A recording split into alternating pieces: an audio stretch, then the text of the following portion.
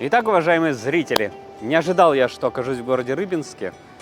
Не было в планах посетить этот город, но у меня выдалась такая уникальная возможность. Я получил приглашение посетить конференцию инновации в производстве и промышленности. Конференция посвящена была в авиации, двигателестроению. Здесь находится очень много компаний, которые занимаются газотурбинными двигателями. Ну, есть и хорошие компании, которые занимаются судостроением. И также я получил приглашение от моих заказчиков посетить их производство. Я подумал, почему не воспользоваться этим. В Рыбинске я давно хотел побывать. Будучи еще когда москвичом, я жил и часто любил выезжать в туры выходного дня. Посещал Ярославль, Суздаль, Углич, Кострому. До Рыбинска не доезжал, очень была тогда тяжеленькая логистика, и мне не хватало выходных или было лень просто доехать до этого города. Но вот я здесь, и это здорово, потому что этот город, он прекрасно ложится в историю городов, находящихся по Волге. И, в общем-то, я постараюсь сделать эту историю, начать, наверное, даже цикл записи истории городов по Волге именно с города Рыбинска. Я надеюсь, что вам понравится этот мой первый документальный фильм из цикла «История городов на Волге».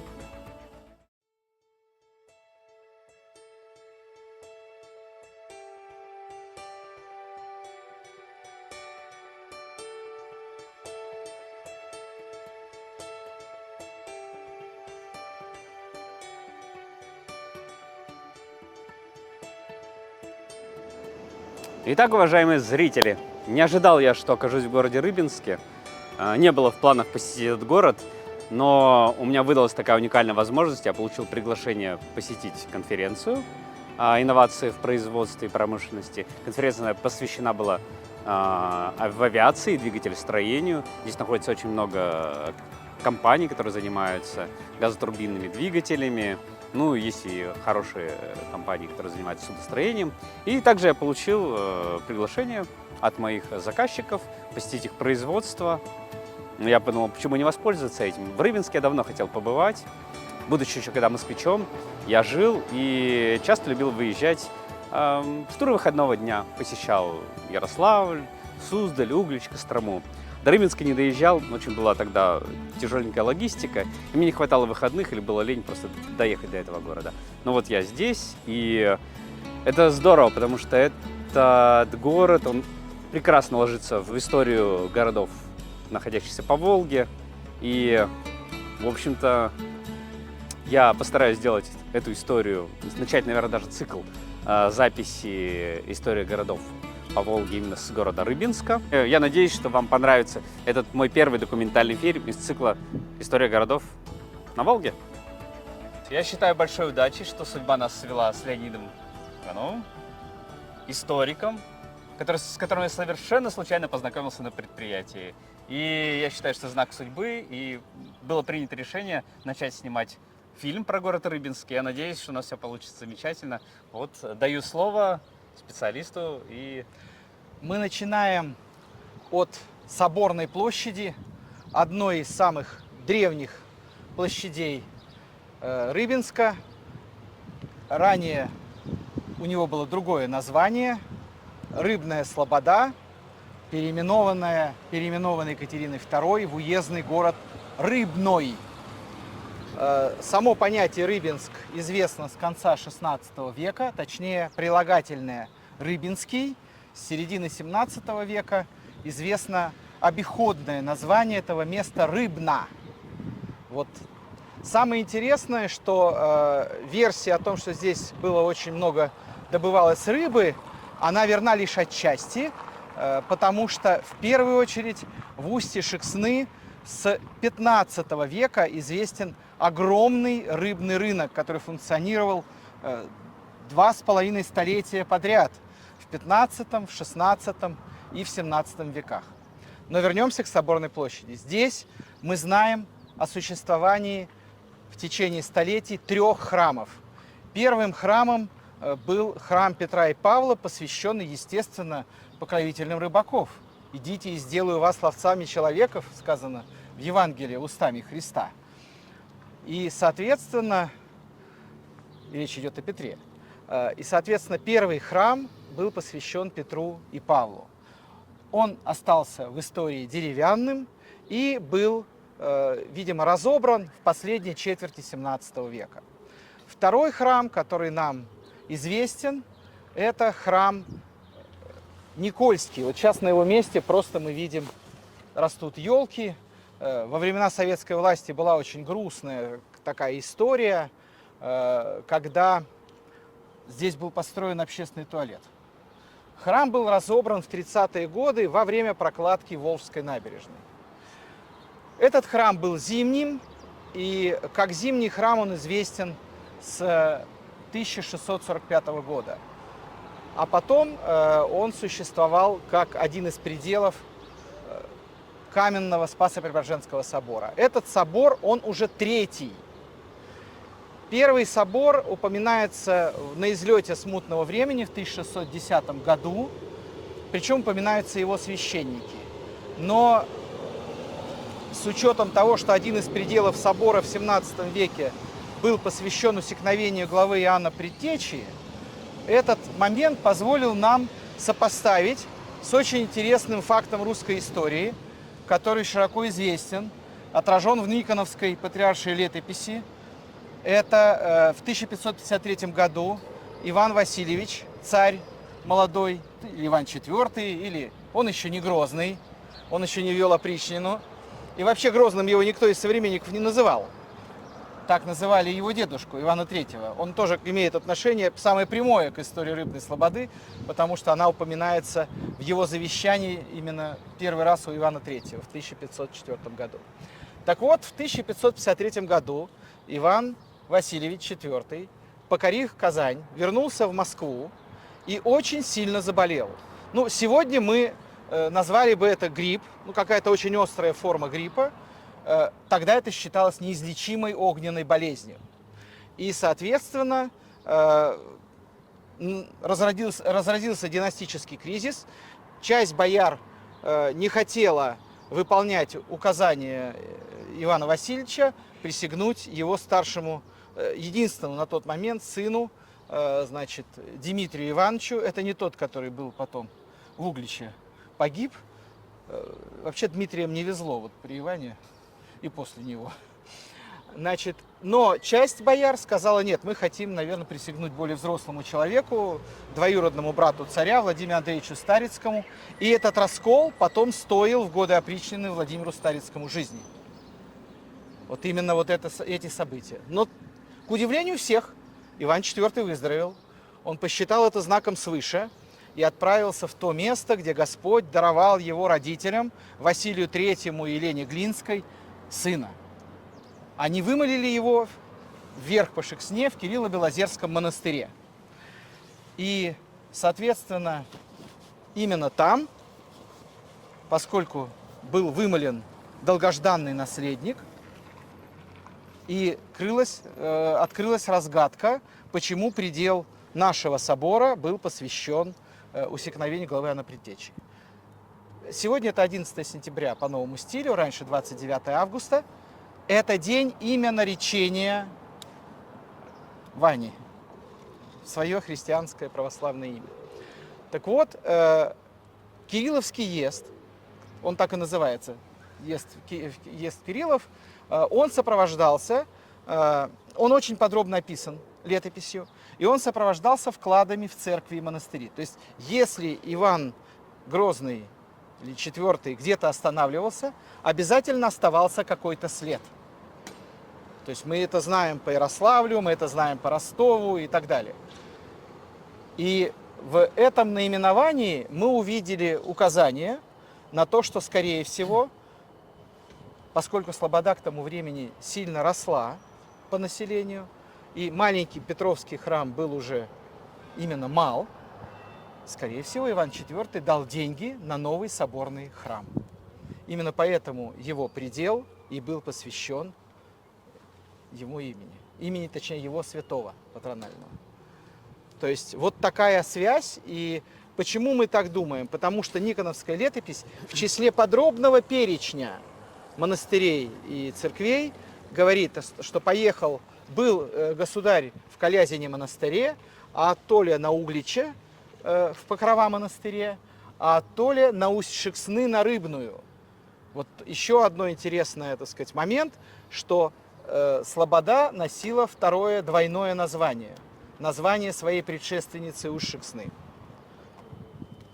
А Толе поехал государь Шексною к Кириллу Чудотворцу. А Толе на Романов и Ярославль. Вот такая предыстория первого храма, он был еще деревянным. Второй, просуществовал этот храм до 1654 года. В середине 17 века разразилась жуткая эпидемия моровой язвы. До сих пор есть споры, чума это была или не чума, но достаточно сказать, что масштаб ее был настолько велик, что умерли даже управлявшие Москвой бояре. Значит, патриарх Никон вывез первую жену Алексея Михайловича, царя Марию Милославскую, с сыном в тот самый Колязин монастырь, и оттуда пытались управлять страной, переписываясь с царем, который вел войну с поляками и стоял в Смоленске. Значит, моровая язва была настолько серьезная, но вообще, по нашим оценкам, Рыбную Слободу она задела где-то на треть.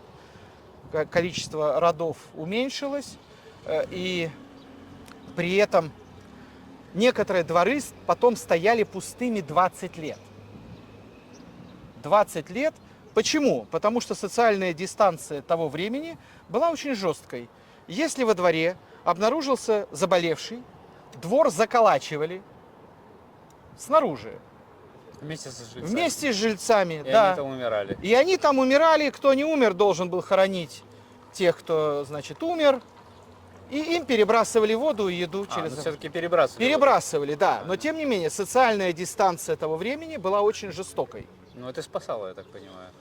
Ну, в целом, да, но поскольку основной очаг эпидемии был занесен в Москву, и из Москвы народ разбегался, просто убегал от эпидемии, на самом деле ее разносил.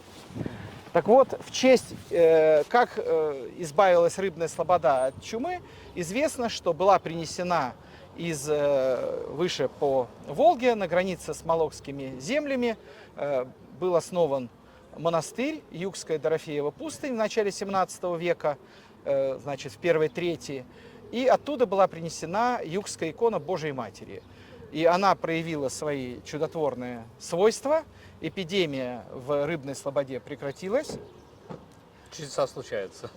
Значит, да, и, соответственно, был заложен, вообще в эту эпидемию было заложено очень много спасских церквей, именно посвящение Спасителю, да, который спас жителей. Мы такие примеры знаем и в Ростове, и в Вологде, в Ярославле есть в аналогичных ситуациях, значит, Спасская церковь. Соответственно, был заложен каменный храм.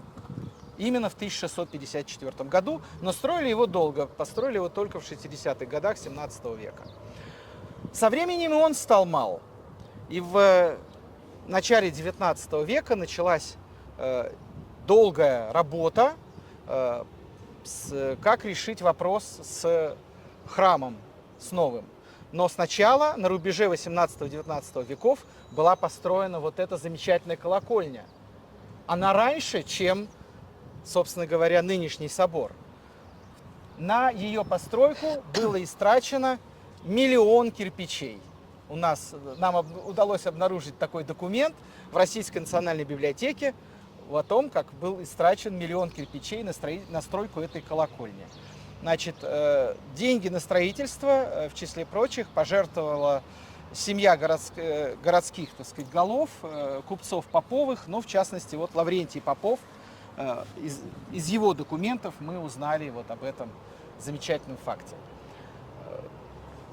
А что же сделалось со старой? А это вот интересно. На самом деле протоиерей Спасо-Преображенского собора начала 19 века, очень деятельный организатор, сейчас бы это назвали английским словом фандрайзер, да, то есть умевший собирать мирские деньги, консолидировать их на какое-то благое дело, Матвей Иванович Гомилевский, а он еще и такой рыбинский историк. Он написал первую в Ярославской губернии книгу о городах Ярославской губернии. Естественно, она была посвящена Рыбинску, и она была вручена в 1837 году цесаревичу Александру Николаевичу, будущему императору Александру II. Так вот, Матвей Иванович Значит, он что предлагал? Он предлагал построить не только оставить старый холодный храм, но вокруг колокольни построить два храма еще дополнительно. Новый теплый храм, потому что и Никольский храм был тесным, и новый холодный храм. Сохранился план площади, где этот момент обсуждался. Было набрано уже первые 70 тысяч рублей пожертвований. Но в результате определенных событий в семье Матвея Ивановича Гомелевского, смерти его дочери, он ушел на пенсию. Он сосредоточился, сначала думал уйти в монастырь, но сосредоточился на воспитании внучек. И дискуссия вокруг того, что же все-таки строить, продолжалась еще несколько лет, пока один из рыбинских купцов, Михаил Вязьмин, вообще род Вязьминых имеет отношение к появлению двух каменных храмов в городе, перед своей смертью, будучи бездетным, завещал свой капитал на строительство нового собора. При одном условии, что в нем должен появиться предел в честь его небесного покровителя, святого благоверного князя, погибшего в Орде, Михаила Тверского. И в 1838 году старый собор был разобран. Мы проверяли и выяснили, что алтарь старого собора находится внутри нынешнего. То есть большой собор новый накрыл по геометрии предыдущий. А вопрос такой, а почему не сделали просто в другом месте собор? Но я еще раз говорю, изначальное предложение было оставить старый собор, рядом поставить новый зимний собор и рядом поставить новый летний собор.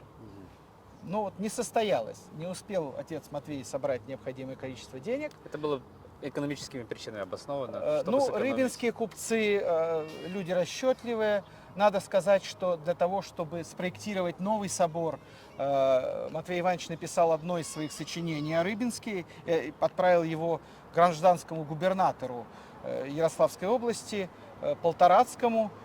И Полторацкий писал письма в Академию художеств по организации проектирования нового собора.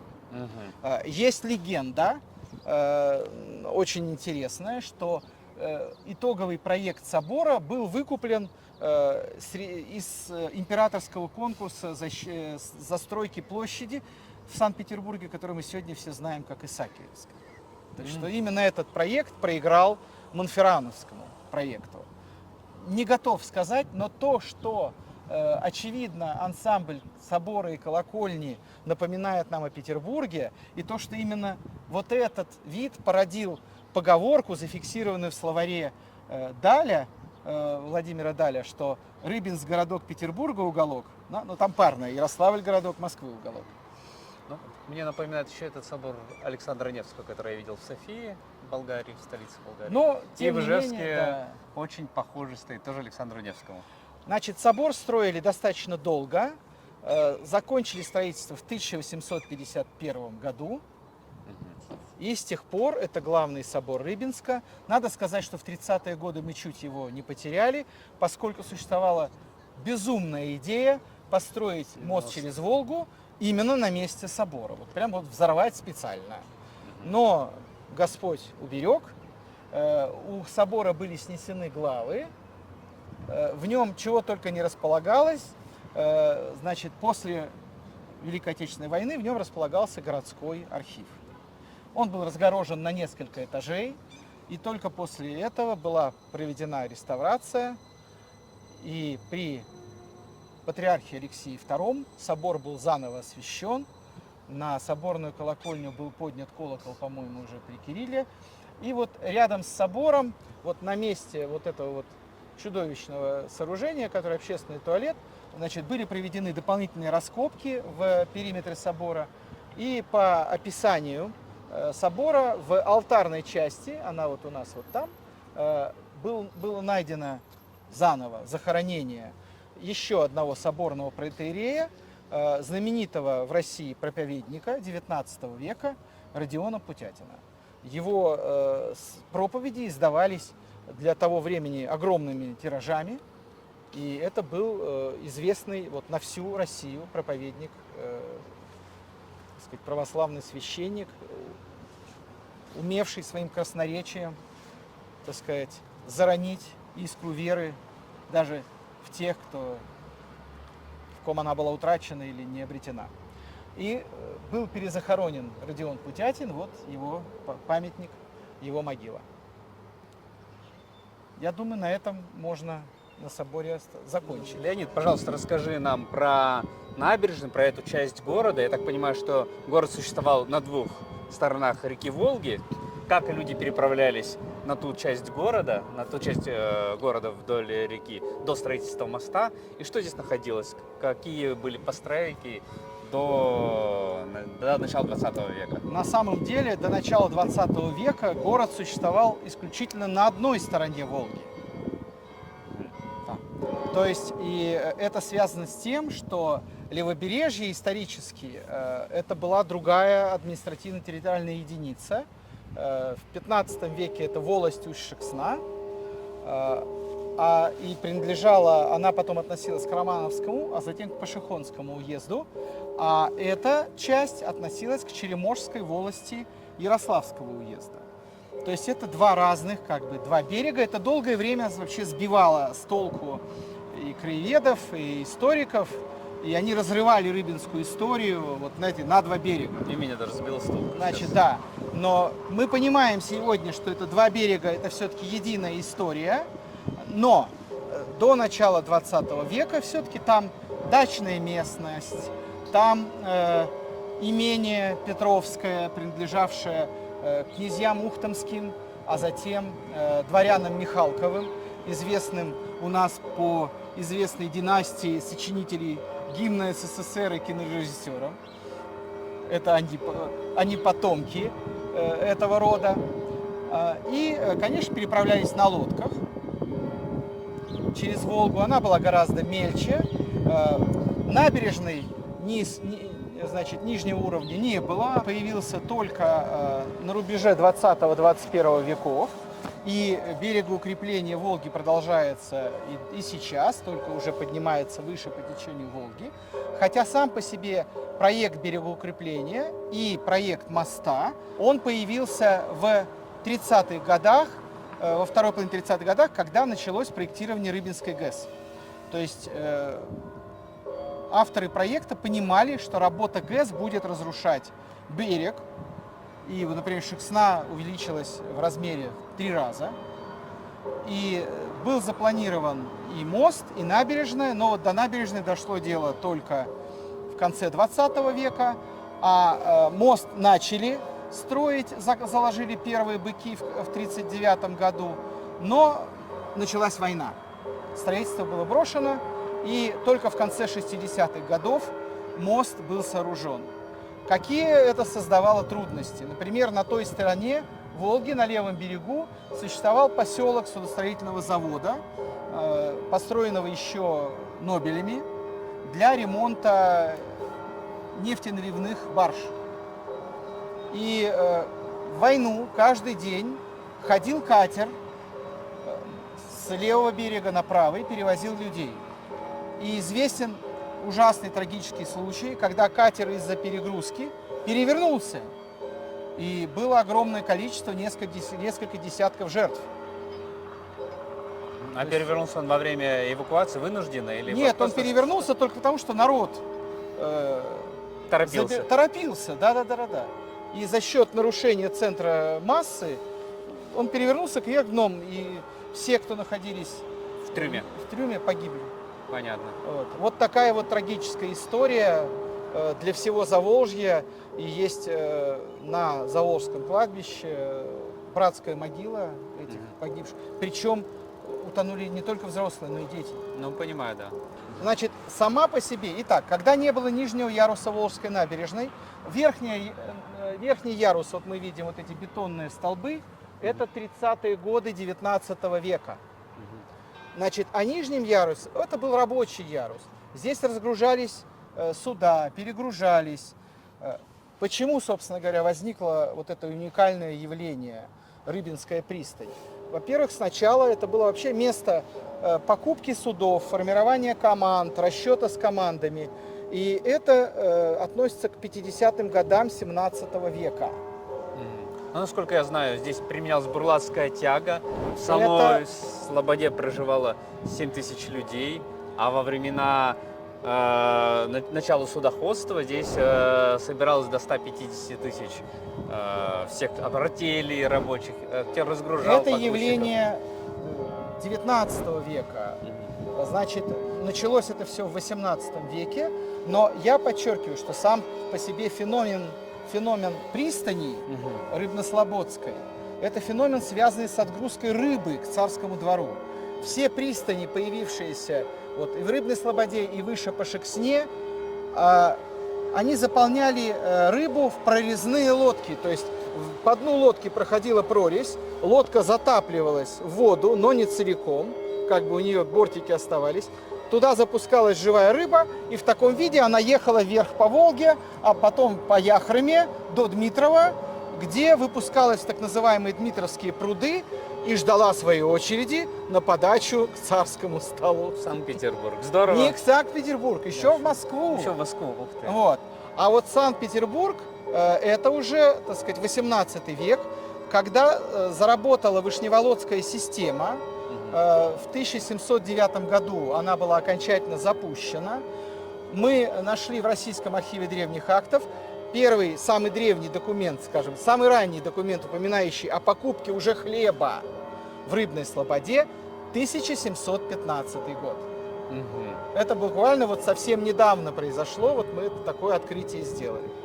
И весь 18 век доля хлеба в торговом обороте Рыбнослободской пристани постоянно увеличилась. С 30-х годов из документов Рыбнослободской таможни следует, что самые популярные товары – это зерно и мука, пшеница и рожь. Ну, кроме этого был овес, горох, везли и мясо, и, значит, шубы. Самым интересным рекордом по перевозке в Петербург является груз. На одну барку загрузили 25 тысяч яиц. То есть, на самом деле, в 18 веке уже Рыбнослободская пристань начинает играть ключевую роль в снабжении Петербурга продовольствием. Причем первый указ Екатерины II, который посвящен Рыбной Слободе, он посвящен именно проблеме, связанной с ценами на продовольствие. Это указ 1765 года, также совсем недавно нами исследовали. Причем этот указ был очень репрессивный. Екатерина II старалась экономическими мерами заставить рыбнослободцев делать лодки более дешевыми, то бишь из пильных досок, а не расклинивать бревна на 2 доски, а распиливать на 4. То есть, потому что если бревно на 2 доски, то лодка дороже, хлеб дороже, в столице продовольствие дорожает, того, гляди, голодный бунт будет. Вот такие вот меры принимала, так сказать, императрица. Вполне себе рациональные, хотя и очень жесткие. Здорово.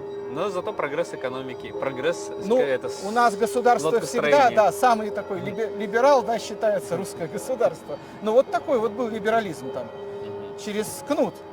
Ну и ладно. Зато Питер был накормлен, и голодные бунты.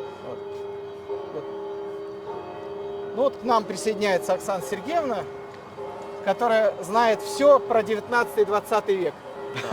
Добро. Ничего страшного. Значит, о чем успели рассказать? Мы успели рассказать про соборы, про все церкви, которые там были. Я успел рассказать про мост и немножко про Рыбнослободскую пристань. Про мост что? Про мост я тебе рассказал все, включая перевернувшийся корабль в войну, катер. Чего? Но он не здесь. Где? Катер-то там перевернулся. Не там, а вот там, ну не важно. А. Не важно. А вопрос, немцы же сюда не дошли, да? Немцы не дошли. Здесь и не бомбили даже. Бомбили. 1024 бомбы авиационные. Вот это вот она может рассказать много, Понятно. хорошо.